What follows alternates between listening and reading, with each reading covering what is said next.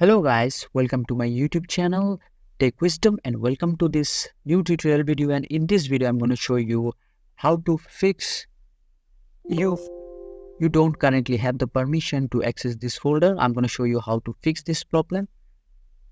First of all, go to your search option here and you have to search jpedit.msc.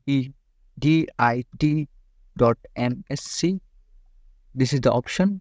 Click it to open, and here this window will pop up. I'm going to expand it for the better view, and I'm going to expand this also. And here on the left side, you can see Windows settings. Expand this option. And here you can see security settings. Expand this. And after that, you can see local policies. Click this option here. And here on the right side, you can see security option. Just click it.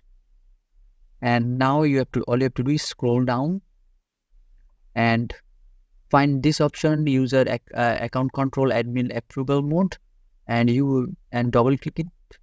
And all you have to do is select the disable option here, and after that click apply and then OK.